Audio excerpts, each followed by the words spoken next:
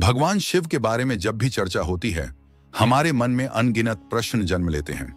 वे कौन हैं? उनका उद्गम कैसे हुआ? क्या उनके माता पिता थे?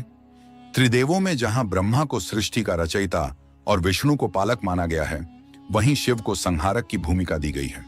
परंतु क्या केवल संहारक होना ही उन्हें सबसे शक्तिशाली बनाता है? शिव को सदैव त्रिशूलधारी, जटाजूटधारी, गले में वासुकी नाग, मस्तक पर अर्धचंद्र और शरीर पर बाघंबर तथा भस्म लिप्त रूप में दर्शाया जाता है। लेकिन क्या आपने कभी सोचा है कि इन सभी प्रतीकों का गूढ़ रहस्य क्या है? आखिर इन सब का शिव के स्वरूप से संबंध कैसे जुड़ा? दरअसल इन प्रतीकों के पीछे ऐसी प्राचीन कथाएं हैं जो शिव की महिमा को और भी अलौकिक बनाती हैं। आपने देखा होगा कि शिव को भांग और धतूरा अर्पित किया जाता है, पर क्यों? क्या इसके पीछे कोई आध्यात्मिक रहस्य छिपा है? महाशिवरात्रि के पर्व को इतना विशेष क्यों माना जाता है? और सबसे रहस्यमयी प्रश्न, क्या आज भी भगवान शिव कैलाश पर्वत पर अपने परिवार संग निवास करते हैं? कैलाश पर्वत, जिसे धरती का सबसे पवित्र स्थान माना जाता है, उसकी चोटी तक आज तक कोई नहीं पहुंच सका। कहते हैं वहां कोई सामान्य शक्ति नहीं, बल्कि ब्रह्मांडीय ऊर्जा का केंद्र स्थित है, जहां स्वयं शिव विराजमान है। शिव ने क्यों अपनाया अर्धनारीश्वर का रूप? यह केवल एक रूप नहीं, बल्कि ब्रह्मांड में संतुलन और समरसता का प्रतीक है। जब शिव ने शक्ति को अपने भीतर समाहित किया, तब उन्होंने दर्शाया कि स्त्री और पुरुष दोनों मिलकर ही पूर्णता को प्राप्त करते हैं। नागेंद्र हाराय त्रिलोचनाय, भस्मांग रागाय महेश्वराय। यह मंत्र सिर्फ शब्दों का समूह नहीं, बल्कि शिव की अपरंपार महिमा का गान है। वह देव हैं जिनके गले में नाग विराजते हैं, जिनकी तीसरी आंख से संहार होता है और जो भभूत से लिप्त होकर मृत्यु को भी नियंत्रित करते हैं। वे आदि हैं, अनंत हैं, जिनकी आराधना स्वयं भगवान राम और रावण ने भी की। शिव को केवल संहारक ही नहीं, बल्कि सृजनकर्ता, पालक और पुनर्निर्माण के अधिष्ठाता के रूप में भी जाना जाता है। वे देवों के भी देव हैं, देवाधिदेव महादेव। ब्रह्मा और विष्णु जैसे देवता भी उनकी स्तुति करते हैं, क्योंकि वे किसी से उत्पन्न नहीं हुए, वे स्वयंभू हैं, बिना माता पिता के, स्वयं से प्रकट। शिव पुराण कहता है कि शिव ब्रह्मांड के प्रारंभ से पहले भी थे और प्रलय के पश्चात भी रहेंगे। वे पंच तत्वों से परे हैं, अमर हैं और स्वयं काल के अधिपति हैं। लेकिन जब शिव जन्मे ही नहीं, तो उनका अस्तित्व कैसे हुआ? इस रहस्य पर विभिन्न पुराणों में अलग अलग कथाएं मिलती हैं। विष्णु पुराण के अनुसार जब संपूर्ण सृष्टि जलमग्न थी और केवल शेषनाग पर योग निद्रा में स्थित भगवान विष्णु ही थे, तब उनके मस्तक से एक दिव्य प्रकाश प्रकट हुआ। यह कोई सामान्य प्रकाश नहीं था, बल्कि ब्रह्मांडीय ऊर्जा का पुंज था और इसी से शिव का प्राकट्य हुआ। कहते हैं उस क्षण एक तेज गर्जना हुई, सारा ब्रह्मांड थर्रा उठा और उस दिव्य प्रकाश से नटराज प्रकट हुए, वह जो नृत्य के माध्यम से सृष्टि, स्थिति और संहार को संचालित करते हैं। विष्णु पुराण के अनुसार एक बार जब सृष्टि का आरंभिक समय था, उस समय संपूर्ण ब्रह्मांड शून्य में लीन था। तभी भगवान विष्णु क्षीर सागर की शांति में शेषनाग पर योग निद्रा में लीन थे। उनकी नाभि से एक अद्भुत तेजस्वी कमल प्रकट हुआ और उसी कमल से ब्रह्मा जी का जन्म हुआ। लेकिन जब हम शिव पुराण की ओर नजर डालते हैं, तो वहां एक भिन्न और रहस्यमयी कथा मिलती है। उसके अनुसार भगवान शिव एकांत में ध्यानस्थ होकर अपने घुटनों को मल रहे थे और उन्हीं से उत्पन्न मैल से भगवान विष्णु का प्राकट्य हुआ। यह कथा स्पष्ट करती है कि शिव ही आदि हैं और उनके बिना कोई भी सृष्टि संभव नहीं। इन दोनों पुराणों की कथाओं में एक गूढ़ रहस्य छुपा है। इसी रहस्य को उजागर करती है एक प्राचीन घटना, जिसमें भगवान ब्रह्मा और भगवान विष्णु के मध्य यह विवाद उत्पन्न हुआ कि ब्रह्मांड में सर्वोच्च शक्ति किसकी है। इसी बीच अचानक आकाश में एक दिव्य अग्नि स्तंभ प्रकट हुआ, जो ना ऊपर दिखता था ना नीचे। दोनों देवता इस रहस्यमय स्तंभ को देखकर अचंभित रह गए। तभी उस दिव्य स्तंभ से एक गूंजती हुई आवाज आई, जो कोई इस अग्नि स्तंभ के अंत को खोज निकालेगा, वही सर्वोच्च कहलाएगा। यह चुनौती स्वीकार कर ब्रह्मा जी ने हंस का रूप धारण कर ऊपर की ओर उड़ान भरी, जबकि भगवान विष्णु ने वराह रूप लिया और नीचे की गहराइयों में उतर गए। दोनों ने हजारों वर्षों तक प्रयास किया, लेकिन ना किसी को उसका आदि मिला और ना अंत। हारकर दोनों वापस लौटे। तभी अग्नि स्तंभ से भगवान शिव स्वयं अपने दिव्य रूप में प्रकट हुए। उनका तेज इतना प्रखर था कि ब्रह्मा और विष्णु दोनों ने सिर झुका लिया और स्वीकार किया कि महादेव ही परम और सर्वशक्तिमान हैं। शिव ना उत्पन्न हुए हैं, ना उनका कोई अंत है, इसीलिए उन्हें स्वयंभू कहा जाता है। उनकी महिमा को समझना मनुष्य के लिए सहज नहीं है। शिव केवल एक देव नहीं, बल्कि संपूर्ण सृष्टि के मूल हैं। उनकी भक्ति से ही जीवन की सभी बाधाएं दूर होती हैं। लेकिन एक प्रश्न आज भी लोगों के मन में उठता है, क्या ब्रह्मा जी भगवान शिव के पिता माने जाते हैं? इसका उत्तर हमें विष्णु पुराण की एक और अद्भुत कथा में मिलता है। जब संपूर्ण सृष्टि जल में विलीन थी, धरती, आकाश और पाताल सब कुछ जलमग्न था, तब केवल भगवान विष्णु ही विद्यमान थे। वो क्षीर सागर में शेषनाग पर विश्राम कर रहे थे और उसी समय उनकी नाभि से उत्पन्न कमल से ब्रह्मा जी का प्राकट्य हुआ। जब ब्रह्मा और विष्णु सृष्टि की रचना पर विमर्श कर ही रहे थे, तभी एक तेजस्वी रुद्र रूप धारण किए भगवान शिव प्रकट हुए। जब ब्रह्मा जी ने उन्हें पहचानने से इनकार किया, तो शिव जी ने अपने रौद्र रूप से उन्हें यह सिखाया कि अहंकार सृजनकर्ता को भी विनाश की ओर ले जा सकता है। तभी से यह मान्यता बनी कि ब्रह्मा, विष्णु और शिव तीनों ब्रह्मांड की रचना, पालन और संहार के प्रतीक हैं, लेकिन शिव की स्थिति त्रिदेवों से भी परे और शाश्वत है। जब ब्रह्मा जी ने भगवान शिव को दीप अर्पित किया, तो शिव प्रसन्न होकर अंतर्ध्यान हो गए। लेकिन यह रहस्यमयी घटना ब्रह्मा जी को चौंका गई। तब भगवान विष्णु ने अपनी दिव्य दृष्टि से ब्रह्मा जी को उनकी भूल का बोध कराया, उन्हें एहसास दिलाया कि उन्होंने शिव की महिमा को पूर्ण रूप से नहीं समझा। पश्चाताप की अग्नि में तपते हुए ब्रह्मा जी ने शिव से क्षमा याचना की और उनसे करुणापूर्वक निवेदन किया, हे प्रभु, कृपा करके मेरे पुत्र रूप में प्रकट हों और सृष्टि के विस्तार में मेरी सहायता करें। भगवान शिव, जो करुणा के सागर हैं, मुस्कुराए और उनकी प्रार्थना स्वीकार कर ली। कालांतर में जब ब्रह्मा जी सृष्टि की रचना में लीन थे, उन्हें संतान की आवश्यकता महसूस हुई। उसी क्षण उन्हें शिव का दिया हुआ वरदान स्मरण हुआ। उन्होंने कठोर तपस्या प्रारंभ की। वर्षों की साधना और भक्ति के पश्चात भगवान शिव एक दिव्य बालक के रूप में उनकी गोद में प्रकट हुए। यह बालक शिव का एकमात्र बाल्य रूप था, अद्वितीय और अलौकिक। जब ब्रह्मा जी ने उनसे नाम पूछा, बालक रोने लगे। उस रुदन से संपूर्ण ब्रह्मांड कंपित हो उठा। इसीलिए ब्रह्मा जी ने उनका नाम रखा रुद्र, जिसका अर्थ होता है रोने वाला। परंतु रुद्र तब भी शांत नहीं हुए। ब्रह्मा जी ने उन्हें मनाने के लिए 108 नामों से पुकारा। हर नाम एक शक्ति, एक तत्व, एक रूप का प्रतीक था। तब जाकर बालक रुद्र शांत हुए। इस कथा से सिद्ध होता है कि भगवान शिव स्वयंभू हैं। न तो उनका जन्म हुआ है, न ही वे कभी अंत को प्राप्त होंगे। वे अनादि, अनंत, अविनाशी हैं। अब प्रश्न उठता है, शिव के गले में वासुकी नाग क्यों विराजमान है? वासुकी नाग, जो नागों के राजा कहे जाते हैं, भगवान शिव के परम भक्त थे। उनका एकमात्र उद्देश्य था महादेव के चरणों में सदा सर्वदा निवास करना। जब समुद्र मंथन की महागांठा घटी, तब वासुकी को मंदराचल पर्वत के चारों ओर रस्सी की तरह लपेटा गया। देवता और दानव दोनों ही उनकी शक्ति का उपयोग कर रहे थे। इस कठिन प्रक्रिया में वासुकी का शरीर छिल गया, रक्त बहने लगा, लेकिन उनकी भक्ति में तनिक भी कमी नहीं आई। उनकी इस निष्ठा और तप से प्रसन्न होकर भगवान शिव ने उन्हें अपने गले में स्थान दिया और तभी से वासुकी अमृतत्व को प्राप्त हुए और शिव के गले का श्रृंगार बने। अब आइए जानते हैं, शिव ने अपने मस्तक पर चंद्रमा को क्यों स्थान दिया। शिव पुराण में वर्णित है कि राजा दक्ष ने अपनी 27 कन्याओं का विवाह चंद्रदेव से किया था। विवाह के समय चंद्रदेव ने वादा किया कि वे सभी पत्नियों को समान प्रेम और सम्मान देंगे, परंतु विवाह के पश्चात चंद्रमा केवल रोहिणी से अधिक प्रेम करने लगे। बाकी 26 पत्नियां उपेक्षित महसूस करने लगीं और उन्होंने अपने पिता दक्ष से शिकायत की। राजा दक्ष जब यह अन्याय जानकर क्रोधित हुए, तो उन्होंने चंद्रदेव को श्राप दे दिया, तुम क्षीण हो जाओगे, तुम्हारी ज्योति मिट जाएगी। इस श्राप से पीड़ित चंद्रदेव ने कई देवताओं से सहायता मांगी, लेकिन कोई समाधान न मिला। अंततः वे कैलाश पहुंचे और शिव के चरणों में गिर पड़े। उनकी करुण पुकार सुनकर महादेव ने उन्हें अपने मस्तक पर स्थान दिया, ताकि वे धीरे धीरे क्षीण होकर फिर पूर्ण हो सकें। यही से चंद्रमा के कृष्ण पक्ष और शुक्ल पक्ष की परंपरा शुरू हुई।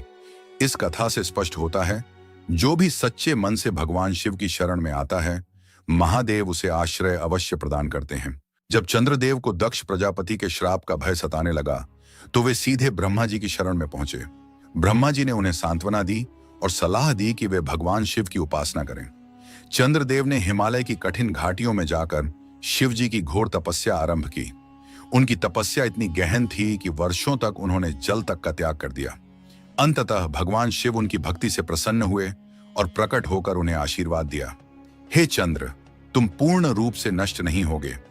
तुम प्रतिपदा से अमावस्या तक क्षीण होते जाओगे और पुनः पूर्णिमा तक बढ़ते जाओगे। इसी वरदान के कारण आज भी चंद्रमा हर महीने घटता और बढ़ता है।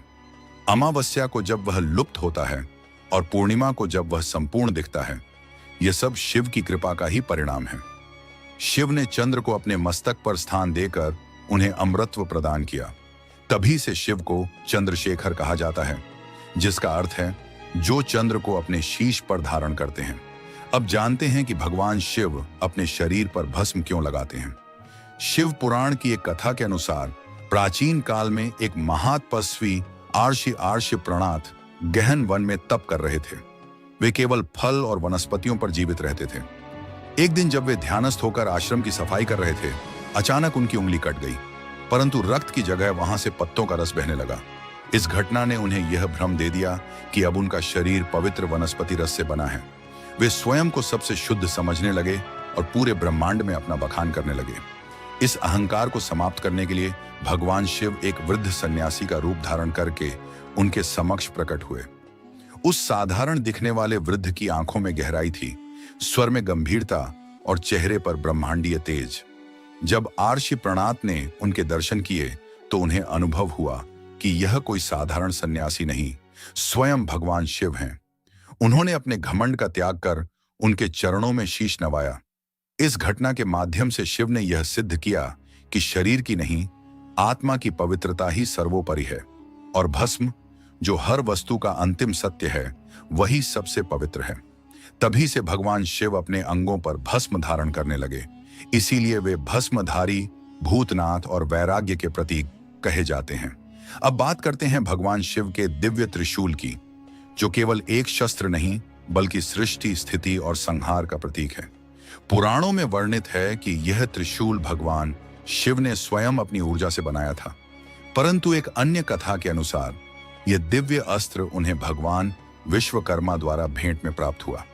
यह कथा जुड़ी है सूर्यदेव की प्रचंड ऊष्मा से। सूर्य की पत्नी संजना उनके तीव्र ताप को सहन नहीं कर पाई और अपने पिता विश्वकर्मा से समाधान की याचना की।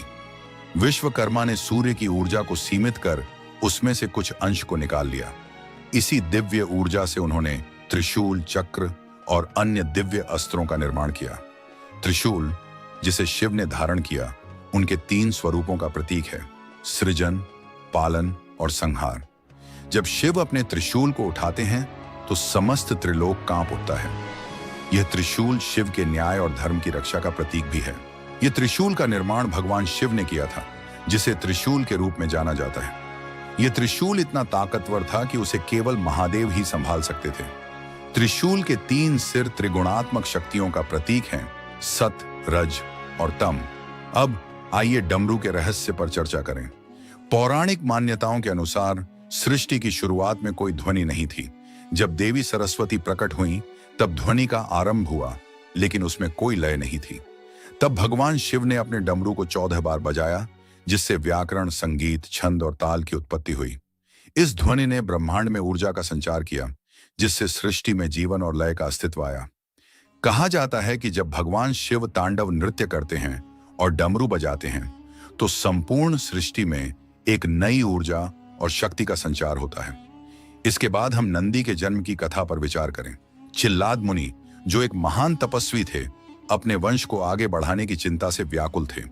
उन्होंने भगवान शिव की कठिन तपस्या की और वरदान मांगा कि उन्हें ऐसा संतान प्राप्त हो जो जन्म और मृत्यु के बंधन से मुक्त हो। भगवान शिव उनकी तपस्या से प्रसन्न हुए और वचन दिया कि वह स्वयं उनके पुत्र के रूप में जन्म लेंगे। कुछ समय बाद शलादर नामक बालक का जन्म हुआ, जिसे उन्होंने नंदी नाम दिया। नंदी के पास अलौकिक शक्तियां थीं और वह बहुत ही ज्ञानवान बने। जब नंदी को संसार के नश्वर होने का ज्ञान हुआ, तो वह बहुत दुखी हो गए। तब भगवान शिव ने उन्हें अमृता का वरदान दिया और अपनी सवारी बना लिया। यही कारण है कि हर शिव मंदिर में नंदी की मूर्ति शिवलिंग के सामने स्थापित की जाती है।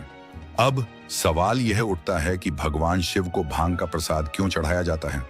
धार्मिक कथाओं के अनुसार जब समुद्र मंथन से विष उत्पन्न हुआ तो भगवान शिव ने उसे अपने गले में धारण कर लिया ताकि सृष्टि की रक्षा की जा सके। वह विष इतना तीव्र था कि शिव के गले में जलन हो गई।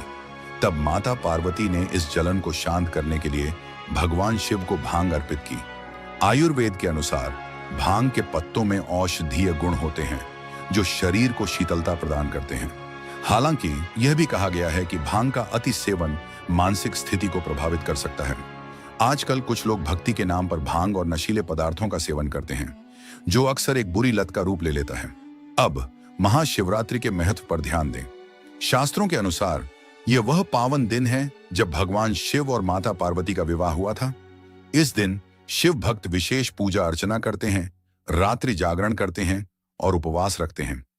महाशिवरात्रि का आयोजन केवल एक धार्मिक अनुष्ठान नहीं है, बल्कि यह एक गहरी आध्यात्मिक यात्रा का प्रतीक है, जहां भक्त भगवान शिव की कृपा प्राप्त करने के लिए दिन रात की साधना करते हैं। महाशिवरात्रि का व्रत करने से वैवाहिक जीवन में आई समस्याओं का निवारण होता है और जीवन में सुख समृद्धि का आगमन होता है। एक और कथा के अनुसार महाशिवरात्रि वह पवित्र रात्रि है जब भगवान शिव ने स्वयं शिवलिंग रूप में प्रकट होकर सृष्टि के संतुलन की स्थापना की थी। अब आइए कैलाश पर्वत के रहस्य पर विचार करें। शिव पुराण के अनुसार जब सृष्टि की रचना हुई तब भगवान शिव ने ध्यान में मग्न होकर एक दिव्य पर्वत की उत्पत्ति की जिसे सुमेरु कहा गया। लेकिन जब देवासुर संग्राम के दौरान सुमेरु पर्वत क्षतिग्रस्त हुआ तब शिवजी ने अपनी तीसरी आंख की अग्नि से कैलाश पर्वत का निर्माण किया। कैलाश पर्वत और मानसरोवर झील के पास एक रहस्यमयी ध्वनि सुनाई देती है जो ओम की गूंज जैसी प्रतीत होती है। वैज्ञानिक इसे एक प्राकृतिक घटना मानते हैं, लेकिन साधक इसे आध्यात्मिक ऊर्जा का संकेत मानते हैं। इसके अलावा कैलाश पर्वत का एक और रहस्य यह है कि सूर्य पश्चिम में ढलते समय पर्वत की छाया से स्वस्तिक का स्वरूप बनता है, जो हिंदू धर्म में शुभता का प्रतीक माना जाता है। वहीं जब इसे दक्षिण दिशा से देखा जाता है तो बर्फ पर ओम का चिन्ह स्पष्ट रूप से उभरता है। यह संकेत करता है कि यह स्थान केवल एक पर्वत नहीं बल्कि दिव्य शक्ति का केंद्र है। इस रहस्यमयी पर्वत के साथ एक और कथा जुड़ी हुई है जो हिम मानव यति की है। कई सालों से लोग हिमालय में इस विशालकाय प्राणी को देखने का दावा करते रहे हैं। वैज्ञानिकों ने इस पर शोध किए हैं, लेकिन अब तक कोई ठोस प्रमाण नहीं मिला। कुछ इसे हिमालय भालू मानते हैं तो कुछ इसे एक प्राचीन मानव जाति का अवशेष मानते हैं। यह रहस्य आज भी अनसुलझा है। कैलाश पर्वत के ये सभी रहस्य इसे एक अद्वितीय आध्यात्मिक स्थल बनाते हैं, जहां विज्ञान और आस्था के बीच की खाई और भी गहरी होती जाती है। कैलाश पर्वत, जो अपनी अद्वितीय और रहस्यमयी आभा के लिए प्रसिद्ध है, केवल एक पर्वत नहीं बल्कि आध्यात्मिकता और प्रकृति के अद्भुत संगम का प्रतीक है। इस पर्वत पर बर्फ गिरने के बाद दक्षिण दिशा से देखने पर उसके प्राकृतिक संरचनाओं के कारण ओम का प्रतीक बनता है। यह वही ओम है जिसे हिंदू धर्म में परमात्मा और ब्रह्मांडी ऊर्जा का प्रतीक माना जाता है। इस दिव्य आकृति को देखकर ऐसा लगता है मानो भगवान शिव की उपस्थिति स्वयं इस स्थान पर है। कैलाश पर्वत को लेकर एक और पुरानी कथा है जिसमें कहा गया है कि भगवान शिव स्वयं इस पर्वत पर निवास करते हैं। यह पर्वत उन सभी साधकों के लिए एक पवित्र स्थान है जो आत्मज्ञान प्राप्त करना चाहते हैं। ऐसी मान्यता है कि जो व्यक्ति कैलाश पर्वत के दर्शन करता है वह अपने जीवन में आत्म शांति और मुक्ति प्राप्त करता है। यह रहस्यमय पर्वत न केवल धार्मिक दृष्टिकोण से महत्वपूर्ण है, बल्कि यह प्राकृतिक रूप से भी अनूठा है और इसके अस्तित्व से जुड़े रहस्यों का सुलझना एक अद्भुत यात्रा का हिस्सा बनता है। कैलाश पर्वत एक अनसुलझा रहस्य। प्राचीन पुराणों और महाकाव्यों में कैलाश पर्वत को स्वर्ग का द्वार माना गया है। मान्यता है कि पांडव अपनी अंतिम यात्रा के दौरान मोक्ष की प्राप्ति के लिए कैलाश पर्वत की ओर बढ़े थे, जहां धर्मराज युधिष्ठिर ने सत्य और धर्म के कारण स्वर्ग में प्रवेश किया। यह पर्वत न केवल हिंदू धर्म के लिए बल्कि बौद्ध, जैन और तिब्बती बौद्ध धर्म के अनुयायियों के लिए भी अत्यंत पवित्र स्थल है। कैलाश पर्वत की पवित्रता के बारे में अनगिनत कथाएं प्रचलित हैं। और हर एक में इस पर्वत की रहस्यमय महिमा का बखान किया गया है। कई वैज्ञानिकों ने इस पर्वत के रहस्यों को समझने की कोशिश की है, लेकिन इस पहाड़ के भौतिक और आध्यात्मिक गुणों को लेकर बहुत से सवाल आज भी अनुत्तरित हैं। ऐसा कहा जाता है कि चीन ने कैलाश पर्वत के शिखर पर हेलीकॉप्टर भेजने का प्रयास किया था, लेकिन अत्यधिक प्रतिकूल मौसम और दिशा भ्रम के कारण वह असफल हो गए। कैलाश के नजदीक उड़ने वाले विमान या हेलीकॉप्टर के उपकरण भी ठीक से काम नहीं करते। इस रहस्यमय घटना ने इस पर्वत की अद्वितीय भौगोलिक स्थिति को और भी गहरा रहस्य बना दिया है। 2015 में अमेरिकी अंतरिक्ष एजेंसी नासा ने कैलाश पर्वत पर रिसर्च करने के लिए अपने उपग्रहों को निर्देशित किया। उस निरीक्षण के दौरान पर्वत के आसपास एक विशाल छाया देखी गई, जो ध्यान की मुद्रा में बैठे किसी रहस्यमय आकृति जैसी प्रतीत हो रही थी। इस अद्भुत छवि ने वैज्ञानिकों को भी अचंभित कर दिया और कई लोगों ने इसे भगवान शिव की छवि के रूप में देखा। यह खोज कैलाश पर्वत की पवित्रता और रहस्य को और भी गहरा करती है। कैलाश पर्वत केवल एक भौगोलिक संरचना नहीं है, बल्कि यह आध्यात्मिकता, शक्ति और चेतना का प्रतीक भी है।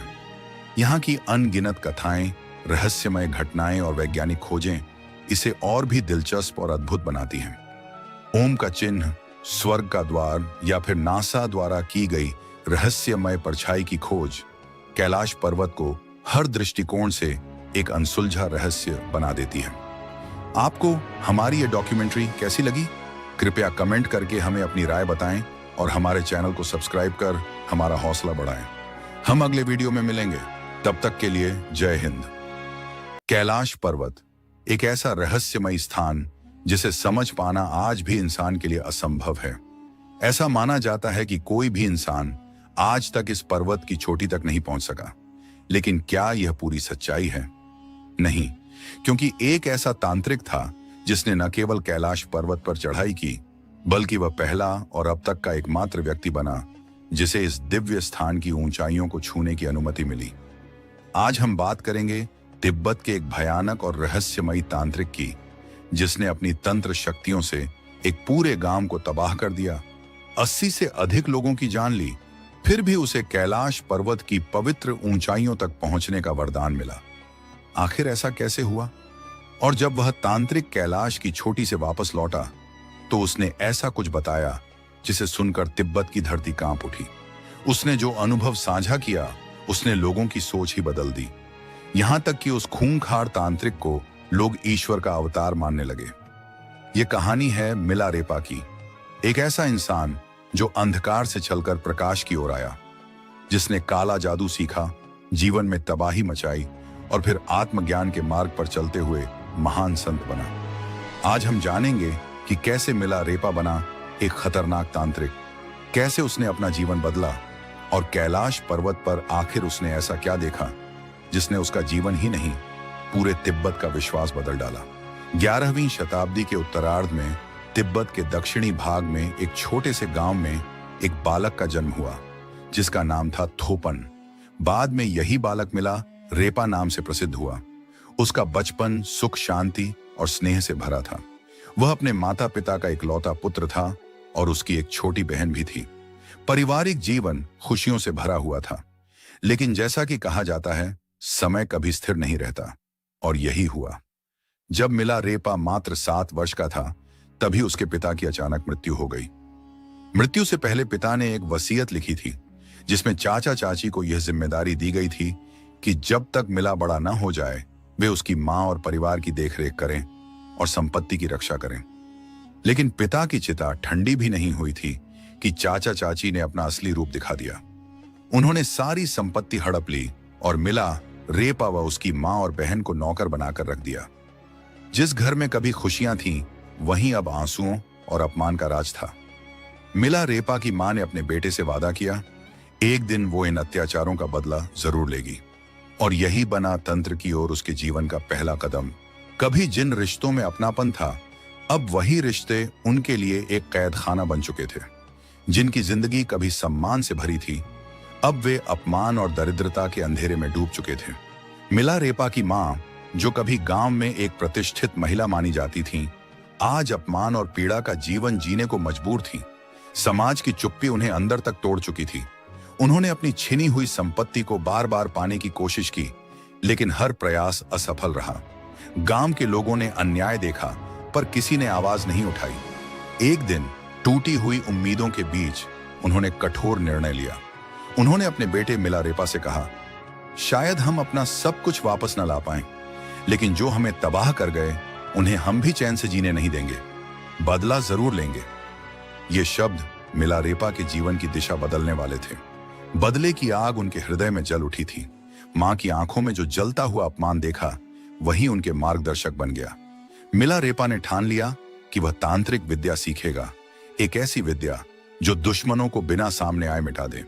इस तलाश में वह पहुंचे अपने अंतिम गुरु के पास, युंग, एक ऐसा भयावह तांत्रिक जिनकी सिद्धियां लोक और परलोक दोनों में विख्यात थीं। गुरु युंग के साय में मिलारेपा ने मृत्यु और विनाश के रहस्यों को सीखा। उनका लक्ष्य अब स्पष्ट था, बदला। उन्होंने ऐसे मंत्रों को सिद्ध किया जिससे वह प्रकृति को अपने आदेशों पर चला सकें। विशेष रूप से ओलावृष्टि का आह्वान करने की शक्ति उन्होंने प्राप्त की। सबसे पहला प्रयोग उन्होंने अपने चाचा और चाची के गांव पर किया। एक दिन आकाश से भारी ओले बरसने लगे, खेत खलिहान तबाह हो गए और गांव वालों पर आतंक छा गया। लोग समझ चुके थे, यह कोई सामान्य आपदा नहीं, यह तांत्रिक प्रकोप है। यह था मिलारेपा का पहला बदला। लेकिन यह अंत नहीं था। वह दिन आया जब चाचा के बेटे की शादी थी। पूरा गांव सज धज कर एकत्र हुआ था। मिलारेपा ने इस समारोह को अपने बदले की आखिरी परीक्षा बनाया। जैसे ही विवाह रस्में शुरू हुई, अचानक वहां जहरीले सांप, विषैले कीड़े और मकड़ियां प्रकट होने लगे। घबराहट और भगदड़ मच गई। तभी एक भीषण हादसा हुआ। घर की छत गिर पड़ी। करीब 80 लोगों की मृत्यु हो गई। मिलारेपा का बदला पूरा हुआ। गांव में उनकी मां ने गर्व से घोषणा की, मेरा बेटा अब निर्भय है, उसने अन्याय का जवाब दे दिया। लेकिन मिलारेपा के मन में अब शांति नहीं थी। वह विचारों के बवंडर में फंसे थे। बदले की आग ने उन्हें वह सब छीन लिया था जो कभी उन्हें इंसान बनाता था। अब वह सोच रहे थे, क्या यह जीत थी या आत्मा की हार? मिलारेपा के भीतर अपराध बोध की आग जल उठी थी। जिन मासूमों ने कभी उनका कुछ नहीं बिगाड़ा, वे भी उस भयानक तांडव में मारे गए थे। जिस बदले से उन्हें आत्मिक शांति मिलनी थी, अब वही एक गहरा पश्चाताप बन चुका था। यहीं से शुरू हुआ उनका आत्म मंथन, आत्मशुद्धि का कठिन मार्ग। इसी समय उनकी भेंट हुई एक बौद्ध लामा से, जिन्होंने उन्हें सुझाव दिया कि वह महान गुरु मारपा की शरण में जाएं। गुरु मारपा केवल एक साधक नहीं, बल्कि भारत से ज्ञान की अमूल्य निधि लेकर आए हुए एक संत हैं, जिन्होंने तिब्बत में बौद्ध धर्म की कई पवित्र शिक्षाओं का अनुवाद किया था। उनकी बुद्धिमत्ता और करुणा की ख्याति दूर दूर तक फैली थी। जब मिलारेपा गुरु मारपा के गांव पहुंचे, तो उनका स्वागत किसी संत की तरह नहीं, बल्कि एक कठोर परीक्षा से हुआ। गुरु मारपा जानते थे कि सच्चे ज्ञान की प्राप्ति केवल तप, त्याग और आत्मशुद्धि से ही संभव है। उन्होंने मिलारेपा को भयंकर श्रम की साधना में झोंक दिया। कभी ऊंचे पहाड़ों से भारी पत्थर लाना, तो कभी उन्हें दुर्गम स्थानों तक पहुंचाना।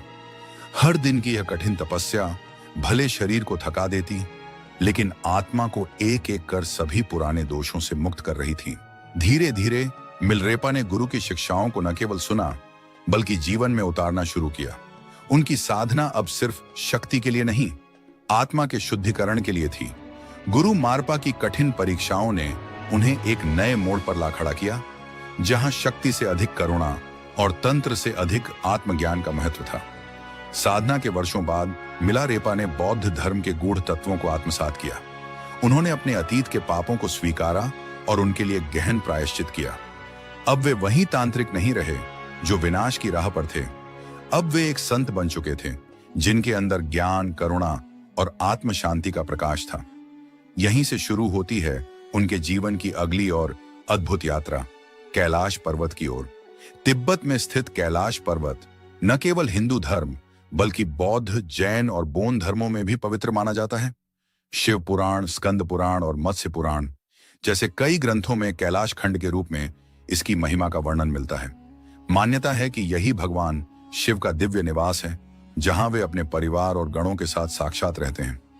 मिलारेपा ने 1093 ईस्वी में इस रहस्यमयी पर्वत की यात्रा शुरू की। यह यात्रा सिर्फ एक भौतिक चढ़ाई नहीं थी, बल्कि आत्मा के उच्चतम शिखर तक पहुंचने की कोशिश थी। यात्रा के दौरान उन्हें भेंट हुई एक और विलक्षण आत्मा से, नरोबाण नामक एक प्रसिद्ध बौद्ध प्रचारक। नरोबाण ने मिलारेपा को एक चुनौती दी। जो पहले कैलाश पर्वत की चोटी तक पहुंचेगा वही सच्चा साधक कहलाएगा।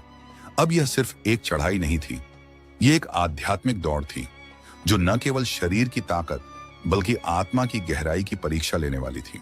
जो भी कैलाश पर्वत की चोटी तक पहुंचेगा उसे इस पवित्र धाम पर आध्यात्मिक अधिकार प्राप्त होगा। यह कोई साधारण चुनौती नहीं थी, बल्कि एक आध्यात्मिक युद्ध की घोषणा थी। नरोबाण जी ने तुरंत ही पर्वत की कठिन चढ़ाई शुरू कर दी। वे निरंतर आगे बढ़ते रहे, बर्फीले तूफानों और तीव्र हवाओं को चीरते हुए। दूसरी ओर मिलारेपा कुछ समय के लिए ध्यान मुद्रा में स्थिर हो गए, जैसे वह पर्वत की आत्मा से संवाद कर रहे हों। जब नरोबाण जी चोटी के समीप पहुंचे, तभी सूर्य की पहली किरण उनके चेहरे पर पड़ी। यह कोई साधारण प्रकाश नहीं था। वह किरण इतनी तीव्र, इतनी तेजस्वी थी कि उनकी आंखें झपकने लगीं और वे पीछे हटने को मजबूर हो गए।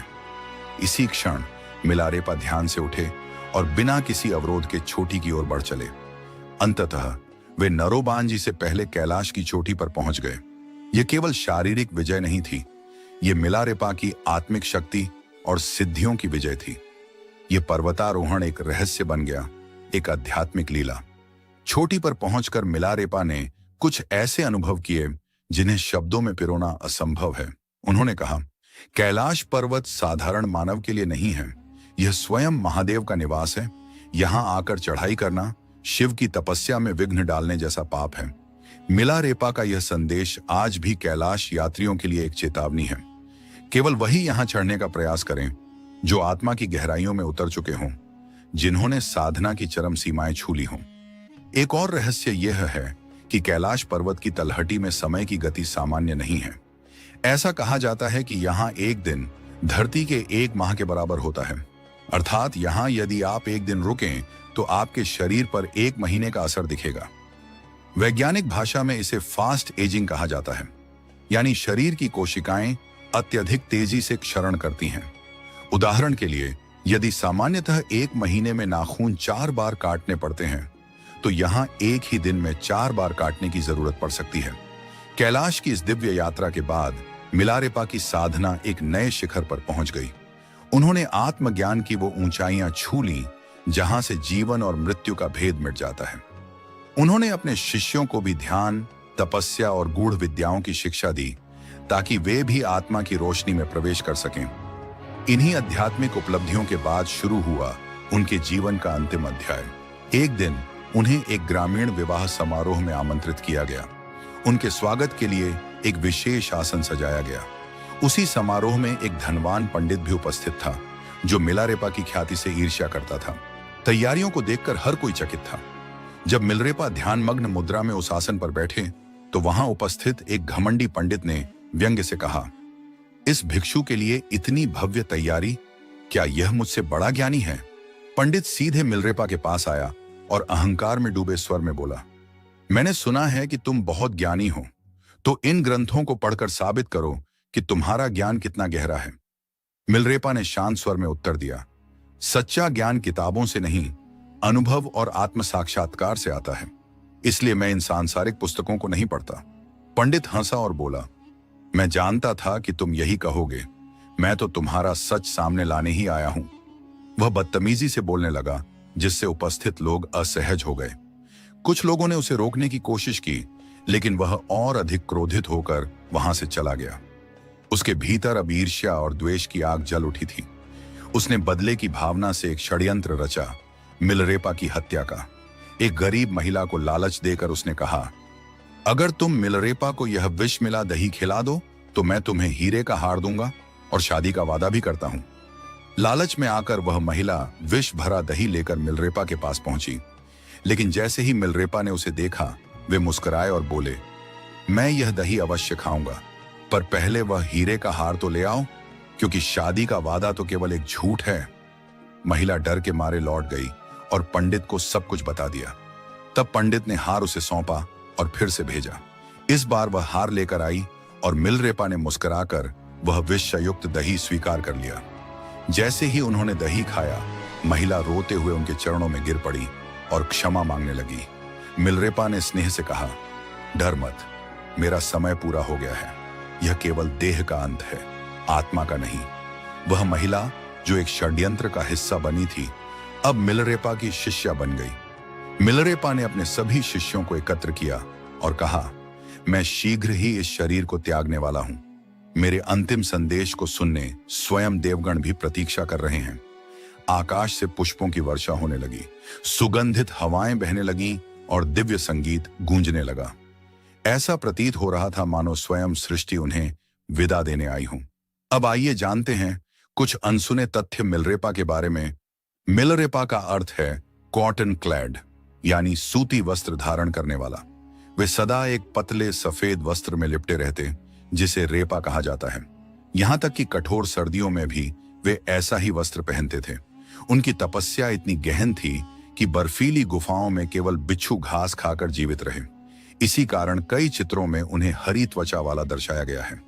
मिलरेपा ने हिमालय की पवित्र चोटियों, झीलों और गुफाओं में साधना करते हुए 1 लाख से अधिक गीतों की रचना की थी।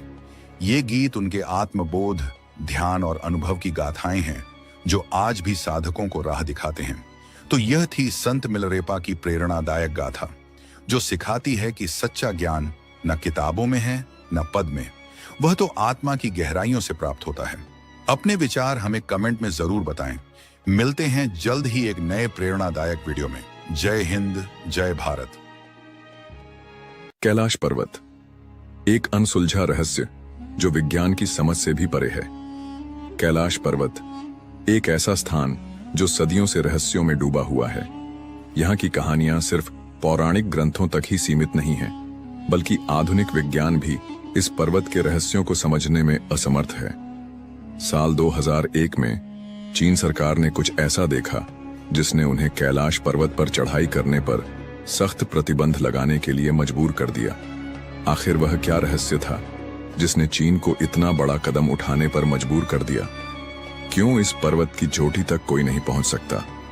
आज तक दुनिया की सबसे ऊंची चोटी माउंट एवरेस्ट पर हजारों पर्वतारोही सफलतापूर्वक चढ़ चुके हैं, लेकिन कैलाश पर्वत पर चढ़ने का प्रयास करने वाले या तो रास्ते में ही दम तोड़ देते हैं या फिर कुछ वर्षों के भीतर रहस्यमयी परिस्थितियों में मृत्यु को प्राप्त हो जाते हैं।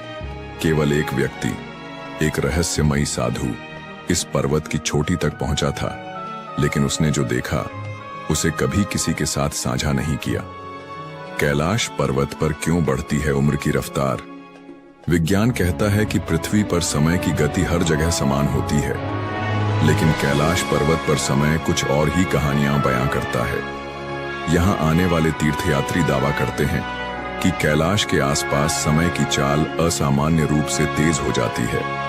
कई साधु यह भी मानते हैं कि यहाँ एक अलौकिक ऊर्जा प्रवाहित होती है, जिससे यहाँ मौजूद किसी भी जीव की उम्र 2 गुनी रफ्तार से बढ़ने लगती है।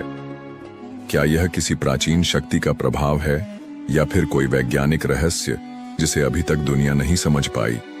क्या कैलाश पर्वत के नीचे छिपा है प्राचीन शंभाला नगर?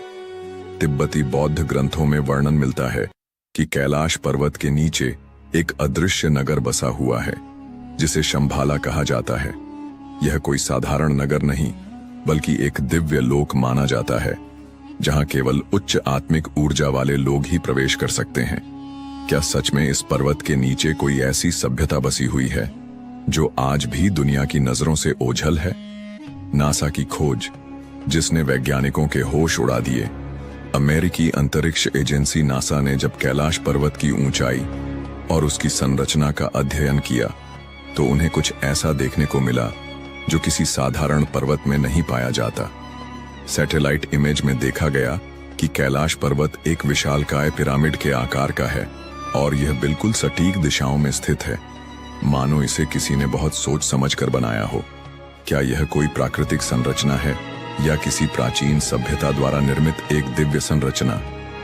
जब चीन ने कैलाश पर्वत पर हेलीकॉप्टर भेजा, चीन ने कैलाश पर्वत के रहस्यों को समझने के लिए जब इस क्षेत्र में एक हेलीकॉप्टर भेजा, तो कुछ चौंकाने वाली घटनाएं घटीं। बताया जाता है कि जैसे ही हेलीकॉप्टर पर्वत के शिखर के करीब पहुंचा, उसके सभी नेविगेशन सिस्टम अचानक से फेल हो गए और हेलीकॉप्टर को आपातकालीन लैंडिंग करनी पड़ी। कुछ रिपोर्ट्स में यह भी दावा किया गया कि हेलीकॉप्टर के पायलट ने वहां एक अदृश्य ऊर्जा के प्रभाव को महसूस किया। कुबेर की नगरी और कैलाश का दिव्य प्रभाव। हिंदू मान्यताओं के अनुसार कैलाश पर्वत के पास धन के स्वामी कुबेर की नगरी स्थित है, जहां अपार संपत्ति और दिव्य खजाने छुपे हुए हैं।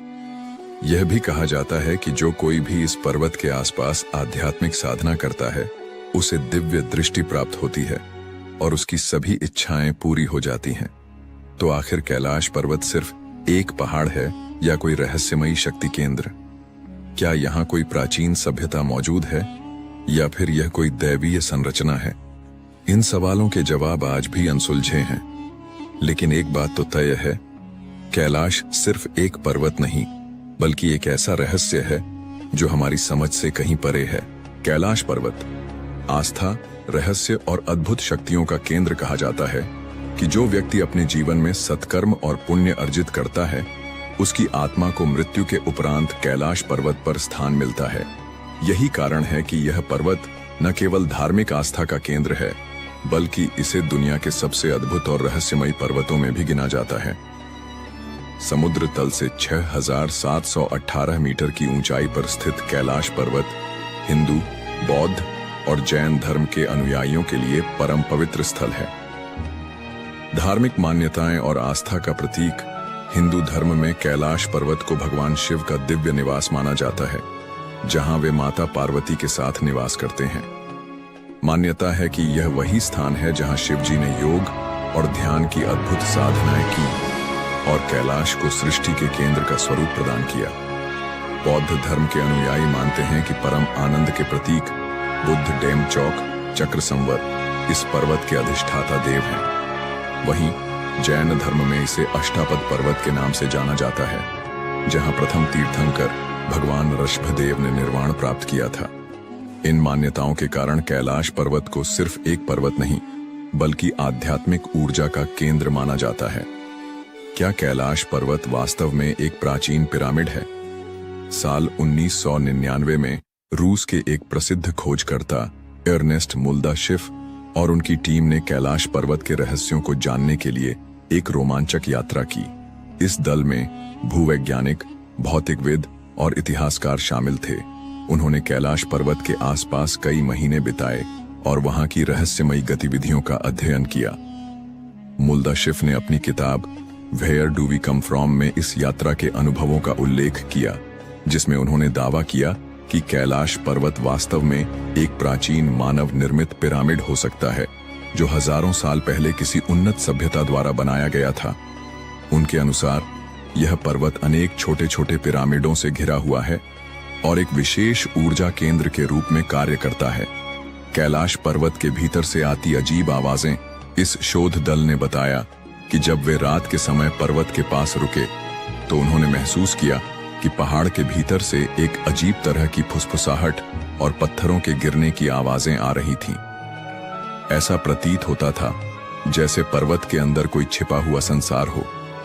एक रात जब मुल्दाशिफ और उनके साथी विश्राम कर रहे थे, उन्होंने स्पष्ट रूप से पत्थरों के खिसकने और किसी के चलने जैसी आवाजें सुनी। यह एक अविश्वसनीय अनुभव था, जिसने उन्हें यह सोचने पर मजबूर कर दिया कि क्या कैलाश पर्वत वास्तव में किसी गुप्त शक्ति या अलौकिक जीवों का निवास स्थान है। समय की गति में विचित्र परिवर्तन। कैलाश पर्वत के आसपास समय भी अपनी गति बदल लेता है। यहाँ आने वाले कई यात्रियों ने पाया कि उनके बाल और नाखून असामान्य रूप से तेजी से बढ़ने लगते हैं।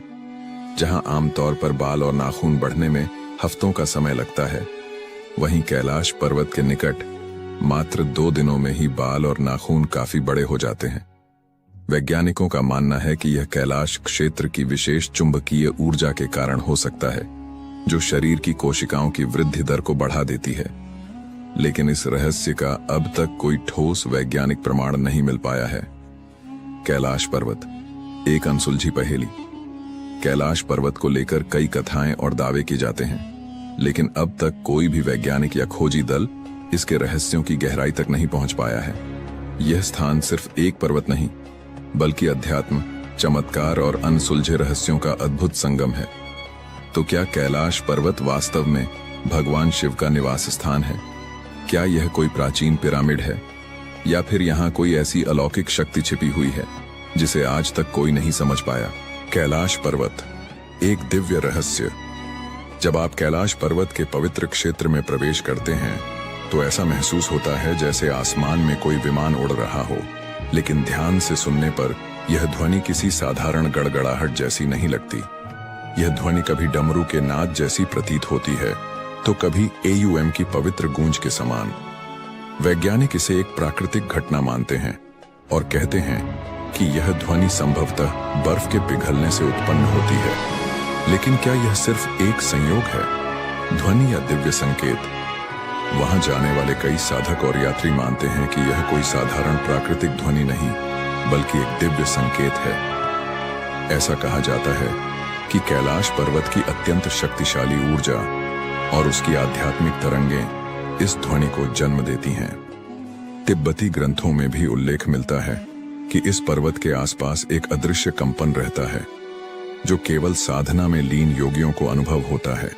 क्या यह केवल बर्फ के पिघलने की सामान्य ध्वनि है या फिर AUM की अनाहत ध्वनि का एक चमत्कार? यह प्रश्न आज भी अनसुलझा है और शायद यही कैलाश पर्वत के रहस्य को और भी गहराई से जोड़ता है। रात में चमकती अद्भुत रोशनियां, कैलाश पर्वत की रहस्यमयी घटनाएं केवल ध्वनियों तक सीमित नहीं हैं। कई यात्रियों ने दावा किया है कि उन्होंने रात के समय पर्वत के चारों ओर 7 अलग-अलग रंगों की रहस्यमयी रोशनी देखी है। नासा के वैज्ञानिकों का मानना है कि कैलाश पर्वत के आसपास का शक्तिशाली चुंबकीय बल और वायुमंडलीय ऊर्जा मिलकर इस अद्भुत प्रकाश का निर्माण कर सकते हैं। लेकिन फिर भी यह प्रश्न बना रहता है, क्या यह केवल विज्ञान की व्याख्या के भीतर सीमित है या फिर इस पवित्र पर्वत की दैवीय शक्तियों का कोई संकेत? हिम मानव, मिथक या वास्तविकता? क्या आपने हिम मानव या यति की कहानियां सुनी हैं? यह एक रहस्यमयी विशालकाय प्राणी है जिसे कैलाश पर्वत और हिमालय के दुर्गम क्षेत्रों में देखा गया है। वर्षों से इस क्षेत्र में रहने वाले लोग दावा करते हैं कि उन्होंने अपनी आंखों से इस विचित्र प्राणी को देखा है। लेकिन क्या यह एक विशाल भालू है, कोई अज्ञात जंगली मानव या फिर किसी प्राचीन युग का अंतिम अवशेष? तिब्बती और नेपाली मान्यताओं के अनुसार यह हिम मानव कैलाश पर्वत के आसपास घूमता है और कभी-कभी साधुओं और यात्रियों के दर्शन भी देता है। कुछ इसे एक भूरा भालू मानते हैं तो कुछ इसे एक विलुप्त होती जाति का अंतिम अस्तित्व कहते हैं। यहाँ तक कि कुछ कथाओं में इसे एक शक्तिशाली जीव बताया गया है जो दुर्गम इलाकों में रहकर साधकों और तपस्वियों की रक्षा करता है। वैज्ञानिक इस रहस्य को सुलझाने की कोशिश कर रहे हैं। कुछ शोधकर्ताओं का मानना है कि हिम मानव वास्तव में निएंडरथल मानव के अवशेष हो सकते हैं जो अब भी इन बर्फीले क्षेत्रों में जीवित हैं। लेकिन यह केवल एक परिकल्पना है क्योंकि आज तक हिम मानव के कोई ठोस प्रमाण नहीं मिले हैं। क्या कैलाश पृथ्वी का केंद्र बिंदु है? कई प्राचीन ग्रंथों और धार्मिक मान्यताओं के अनुसार कैलाश पर्वत को अक्षमहोर, एक्सिस मुंडी कहा जाता है। यह वह स्थान माना जाता है जहां स्वर्ग और पृथ्वी का मिलन होता है। हिंदू धर्म, बौद्ध धर्म, जैन धर्म और बोन परंपरा में कैलाश को सृष्टि का केंद्र बताया गया है। तिब्बती ग्रंथों में उल्लेख मिलता है कि कैलाश पर्वत के चारों दिशाओं में 4 रहस्यमयी नदियां निकलती हैं जो 4 अलग-अलग दिशाओं में बहती हैं। यह तथ्य आधुनिक वैज्ञानिकों को भी चौंकाता है क्योंकि विश्व के किसी अन्य स्थान पर ऐसा प्राकृतिक घटनाक्रम नहीं पाया जाता। कैलाश पर्वत न केवल एक तीर्थ स्थल है बल्कि यह एक ऐसा स्थान भी है जो समय, भौतिकी और आध्यात्मिकता के रहस्यों को अपने अंदर समेटे हुए है। क्या यह केवल एक पौराणिक कथा है या फिर इस स्थान पर वास्तव में कोई दिव्य शक्ति कार्य कर रही है? यह रहस्य आज भी अनसुलझा है। आपका क्या मानना है? क्या कैलाश पर्वत की यह ध्वनि मात्र एक प्राकृतिक घटना है या फिर यह किसी दैवीय शक्ति का प्रमाण? क्या हिम मानव सच में मौजूद है या यह केवल कहानियों और किंवदंतियों का हिस्सा है? और क्या कैलाश पर्वत पृथ्वी का आध्यात्मिक केंद्र है? इसका उत्तर खोजने के लिए हमें विज्ञान और आध्यात्मिकता के बीच संतुलन बनाना होगा। लेकिन एक बात निश्चित है, कैलाश पर्वत का रहस्य आज भी उतना ही गहरा है जितना हजारों साल पहले था। कैलाश पर्वत का अद्भुत रहस्य। समय की गति और रहस्यमय झीलें। कैलाश पर्वत सदियों से रहस्य, आध्यात्म और चमत्कारों का केंद्र रहा है। यह केवल एक पर्वत नहीं, बल्कि एक ऐसा स्थान है जहां प्रकृति के नियम भी विचित्र ढंग से कार्य करते हैं। कहते हैं कि यहां समय की गति सामान्य नहीं रहती। जो कुछ हफ्तों में घटित होना चाहिए वह यहां चंद दिनों में ही पूरा हो जाता है। यही नहीं, यहां आने वाले कई यात्रियों ने यह अनुभव किया कि उनकी त्वचा समय से पहले ही बूढ़ी दिखने लगी। वैज्ञानिक भी इस पहेली को समझने में असमर्थ हैं। रूसी चिकित्सक डोनाल्ड अर्नेस्ट मुल्दाशिफ ने अपने संस्मरणों में एक आश्चर्यजनक घटना का उल्लेख किया है। उन्होंने बताया कि एक साइबेरियाई पर्वतारोही दल कैलाश पर्वत की चोटी तक पहुंचने के प्रयास में था, लेकिन जैसे ही वे एक विशेष बिंदु तक पहुंचे, कुछ ही क्षणों में उनकी उम्र असामान्य रूप से बढ़ने लगी। वे देखते ही देखते वृद्ध दिखने लगे। इससे भी अधिक आश्चर्य की बात यह थी कि उस घटना के बाद उन पर्वतारोहियों की उम्र इतनी तेजी से बढ़ी कि महज 1 वर्ष के भीतर ही वे मृत्यु को प्राप्त हो गए। क्या यह कोई प्राकृतिक घटना थी या फिर कैलाश पर्वत पर कोई अदृश्य शक्ति कार्य कर रही थी? 2 झीलें, 2 विपरीत शक्तियां। कैलाश पर्वत के आधार पर स्थित 2 झीलें, मानसरोवर और राक्षस ताल, जो एक दूसरे के बेहद करीब हैं, लेकिन स्वभाव में पूरी तरह भिन्न हैं। ऐसा लगता है मानो ये झीलें प्रकृति के 2 अलग अलग पहलुओं का प्रतिनिधित्व करती हैं। एक सकारात्मक ऊर्जा का स्रोत तो दूसरी नकारात्मक शक्तियों का प्रतीक। मानसरोवर झील को दुनिया की सबसे ऊंची मीठे पानी की झील माना जाता है। इसका पानी निर्मल, शांत और जीवनदायिनी ऊर्जा से भरा हुआ है। झील का आकार गोल है, जो सूर्य की आकृति को दर्शाता है, और इसका जल इतना शुद्ध है कि इसमें स्नान करने से आत्मा तक पवित्र हो जाती है। आश्चर्य की बात यह है कि इतनी ऊंचाई पर स्थित होने के बावजूद यह झील कभी जमती नहीं और इसके जल में लहरें नहीं उठती। ऐसा माना जाता है कि इस झील के पास ध्यान करने से आत्मिक शांति की अनुभूति होती है। इसके ठीक विपरीत स्थित राक्षस ताल एक खारे पानी की झील है, जहां जीवन का कोई अस्तित्व नहीं है। यह हमेशा अशांत रहती है, जैसे किसी दैवीय क्रोध या रहस्यमय शक्ति से ग्रसित हो। पौराणिक कथाओं के अनुसार यह झील रावण से जुड़ी हुई है।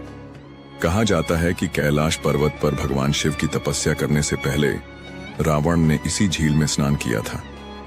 जैसे ही उसने इसमें डुबकी लगाई, झील की ऊर्जा बदल गई और इसमें आसुरी शक्तियों का प्रभाव बढ़ गया। इसके बाद रावण की सोच में भी बदलाव आ गया और उसने अपनी इच्छाओं की पूर्ति के लिए शिव जी को प्रसन्न करने का कठोर संकल्प लिया। यह सोचने वाली बात है कि एक ही क्षेत्र में स्थित 2 झीलें इतनी अलग क्यों हैं? क्या यह महज एक संयोग है या फिर कैलाश पर्वत की दिव्यता का कोई गूढ़ रहस्य? रहस्यमय ध्वनि और अनसुनी घटनाएं जो लोग कैलाश पर्वत और मानसरोवर झील के करीब जाते हैं, वे अक्सर एक अनोखी ध्वनि सुनने की बात कहते हैं। यह ध्वनि किसी पवित्र मंत्र या गूंजती हुई ओमकार की तरह प्रतीत होती है। वैज्ञानिक इसे प्राकृतिक घटनाओं का परिणाम मानते हैं, लेकिन कई साधु और तपस्वी इसे देवताओं की उपस्थिति का संकेत बताते हैं। इसके अलावा कुछ तीर्थ यात्रियों ने यह भी दावा किया है कि जब वे कैलाश पर्वत की परिक्रमा कर रहे थे तो उन्होंने रहस्यमय छायाओं और प्रकाश पुंजों को देखा। कुछ लोगों का मानना है कि यह देवताओं का निवास स्थान है, जहां आम मनुष्यों का पहुंचना संभव नहीं। क्या कैलाश पृथ्वी पर एक दिव्य लोक है? कई विद्वानों और आध्यात्मिक गुरुओं का मानना है कि कैलाश पर्वत केवल एक भौगोलिक संरचना नहीं, बल्कि एक दिव्य लोक है। यहां ब्रह्मांड की ऊर्जाएं कार्यरत हैं, जो साधारण मानव इंद्रियों से परे हैं। इस स्थान का रहस्य समय की गति में विचित्र बदलाव और 2 झीलों की अद्भुत भिन्नता यह सिद्ध करती है कि कैलाश पर्वत केवल एक पर्वत नहीं, बल्कि स्वयं एक चमत्कारी शक्ति है। आपका क्या मानना है? क्या कैलाश पर्वत सच में एक अदृश्य शक्ति का केंद्र है, या यह महज हमारी कल्पना का हिस्सा है? रहस्यमय कैलाश पर्वत, जहां विज्ञान भी चौंक जाता है। कैलाश पर्वत, जिसे भगवान शिव का दिव्य निवास कहा जाता है, सदियों से आस्था, रहस्य और अध्यात्म का केंद्र बना हुआ है।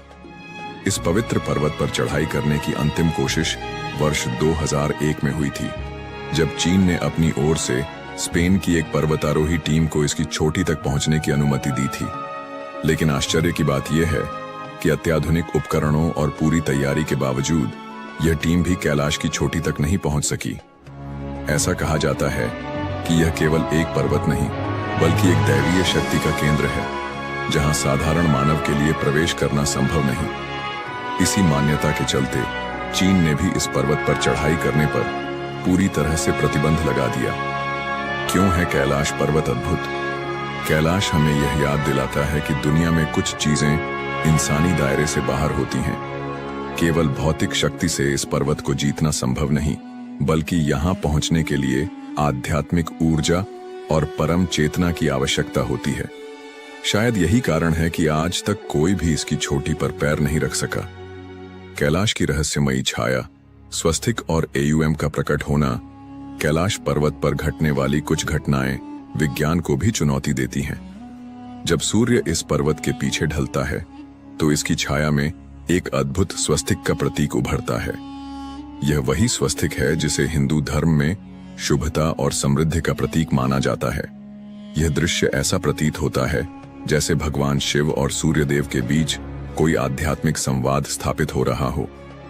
इसके अलावा जब कैलाश पर्वत पर बर्फ गिरती है तो उसकी संरचना से दक्षिण दिशा से देखने पर AUM ओम का दिव्य चिन्ह उभरता है। यह वही AUM है जो ब्रह्मांड की आदिशक्ति और चेतना का प्रतीक माना जाता है। इस दृश्य को देखकर ऐसा लगता है मानो स्वयं प्रकृति और आध्यात्मिकता का संगम इस पर्वत पर सजीव हो उठा हो। क्या कैलाश पर्वत स्वर्ग की सीढ़ी है? प्राचीन ग्रंथों में कहा गया है कि कैलाश पर्वत केवल एक पर्वत नहीं, बल्कि स्वर्ग और पृथ्वी के बीच एक पवित्र धुरी है। रामायण के अनुसार रावण ने इस पर्वत पर स्वर्ग तक पहुंचने के लिए एक सीढ़ी बनाने का प्रयास किया था। हालांकि भगवान शिव की कृपा से यह प्रयास असफल रहा। महाभारत में भी इसका उल्लेख मिलता है, जहां पांडव और द्रौपदी मोक्ष प्राप्ति के लिए कैलाश पर्वत की ओर बढ़ते हैं। यह माना जाता है कि जो भी इस पर्वत के रहस्यों को समझने और आत्मसात करने में सफल होता है, वह जन्म मृत्यु के चक्र से मुक्त होकर परम धाम की ओर चला जाता है। क्या कैलाश एक ऊर्जा स्तंभ है? कुछ वैज्ञानिकों का मानना है कि कैलाश पर्वत केवल एक साधारण पर्वत नहीं, बल्कि एक ऊर्जा स्तंभ, एनर्जी एक्सिस है, जिससे एक अदृश्य कंपन, वाइब्रेशनल फ्रीक्वेंसी निकलता है। कुछ लोगों का तो यह भी दावा है कि कैलाश पर्वत के पास पहुंचने पर समय का एहसास बदलने लगता है। यात्री बताते हैं कि यहाँ घड़ियां तेज चलने लगती हैं, शरीर पर अजीब ऊर्जा का प्रभाव महसूस होता है और यहाँ तक कि कई लोगों के बाल और नाखून असामान्य रूप से तेजी से बढ़ने लगते हैं। क्या कैलाश इंसान की पहुंच से परे रहेगा? इतिहास गवाह है कि जितनी भी पर्वतारोहण टीमों ने कैलाश की चोटी पर पहुंचने की कोशिश की, उन्हें किसी न किसी अदृश्य शक्ति ने रोक दिया। यह केवल एक साधारण पहाड़ नहीं, बल्कि शिव का धाम है, जहां प्रवेश करने के लिए केवल शारीरिक बल नहीं, बल्कि आध्यात्मिक शुद्धता की आवश्यकता होती है। शायद यही कारण है कि आज तक कोई भी इस पर्वत की चोटी पर कदम नहीं रख सका। तो क्या कैलाश हमेशा के लिए मानव सभ्यता की पहुंच से परे रहेगा, या फिर भविष्य में कोई इसका रहस्य खोल सकेगा? यह तो आने वाला समय ही बताएगा।